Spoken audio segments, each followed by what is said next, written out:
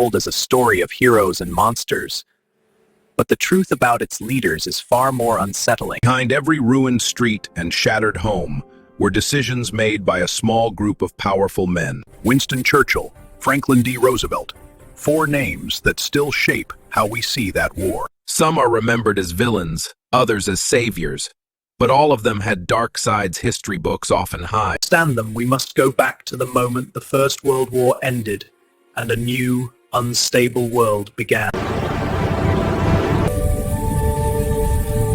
In this bitterness rose Adolf Hitler, a failed artist turned speaker who promised to restore pride people what they wanted to hear, that their suffering was someone else's fault and only he could fix it. Behind the speeches, his movement was built on racism, anti-Semitism, and a readiness for violence. Books and ideas that didn't fit his vision were destroyed. Truth became whatever the regime needed it to be. Jewish businesses were boycotted. Step by step, everyday life became unsafe for anyone labeled undesirable. Far to the east, Joseph Stalin ruled the Soviet Union through fear and cult-like admiration. Official posters showed a happy workers' paradise, but that image hid a far darker reality. Millions were arrested as enemies of the people and sent to labor camps in the Gulag system. In the Great Purge, Stalin removed rivals, generals, and ordinary citizens, often through staged trials and forced confessions. People confessed to crimes they never committed because torture, threats, and fear broke their will. In Britain, Winston Churchill was a controversial figure, admired by some, distrusted by others. He was blamed for military failures and criticised for strong support of the British Empire. Yet he was one of the few voices loudly warning that Hitler and Nazi Germany were an existential threat. Across the Atlantic, Franklin D. Roosevelt, secretly paralyzed from polio, projected calm confidence to a nervous nation. Through his radio talks, he spoke directly to the public, giving the feeling of a steady hand in a time of crisis. These 4 men mastered the new tools of mass communication, radio, newsreels, rallies, to shape how millions thought and felt. Hitler moved first, annexing Austria and breaking promises by taking over Czechoslovakia. European leaders hoped appeasement, giving him territory, would secure peace. It only fueled his ambitions. Secretly, Hitler's Germany and Stalin's Soviet Union signed a pact to not attack each other and to divide Poland. In the shadows, 2 dictators agreed to carve up a sovereign nation without its people having any say. Poland was invaded from both sides. Its army fought bravely, but defeat was nearly certain from the start. For ordinary people, it meant bombs, chaos, and the sudden end of the world they knew. In places like Katyn, Soviet forces executed thousands of Polish officers and intellectuals in secret.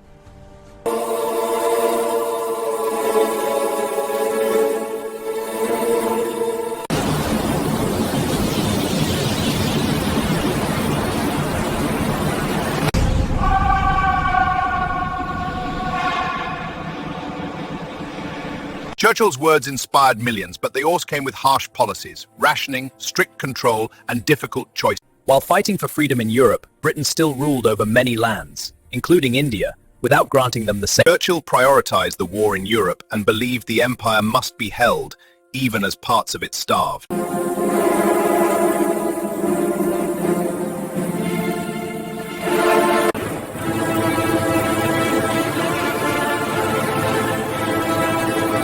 Own soil.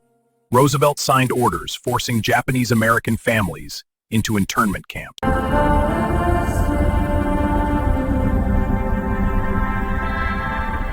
Fear and racism, mixed with security concerns, created a policy that is now widely seen as a grave injustice.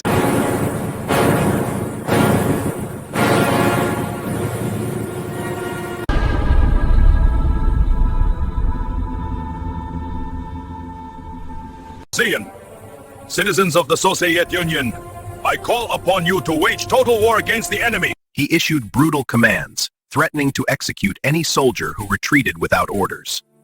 Blocking detachments waited, ready to shoot retreating soldiers, fighting fear with even more fear. Citizens endured a siege of nearly 900 days. Hunger and cold killed hundreds of thousands. Yet both the leadership and the people chose to hold on, paying with an enormous human cost.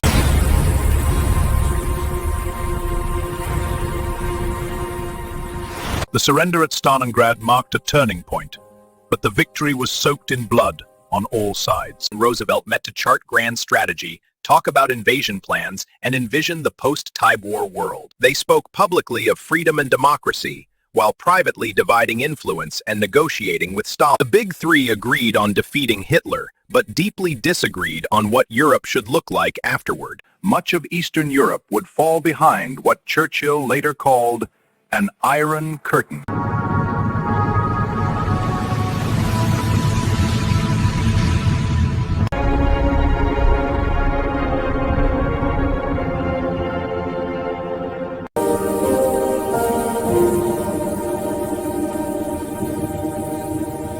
In a secret project, scientists created the atomic bomb, giving leaders the power to destroy entire cities in seconds. The weapon existed. The question was no longer, can we use it? But should we? Before the bomb was used, Truman inherited the office and the ultimate decision. Hiroshima and later Nagasaki were chosen as targets, forever linking those cities to the dawn of the nuclear age. That in total war, leaders on all sides were willing to accept massive civilian deaths to force surrender.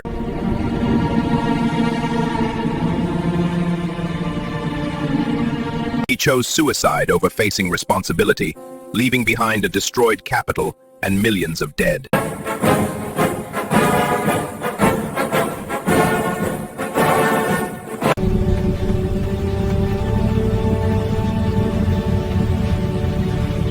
International trials judged some of Hitler's top officials for crimes against humanity. The idea that leaders could be held personally responsible for such crimes was new and still fragile.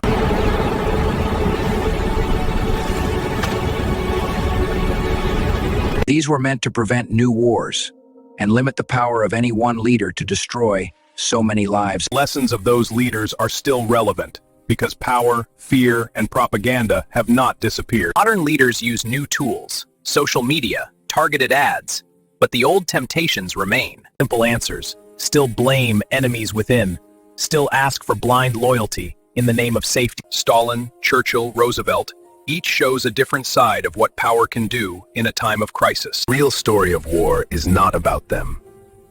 It is about the people who lived under their choices. Is not about hating any one country.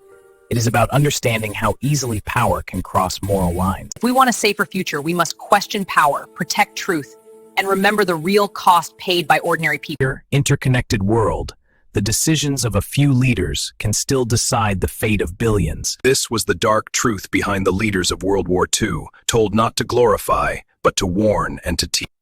Like this video, subscribe for more honest history, and tell us which hidden side of the past you want uncovered next.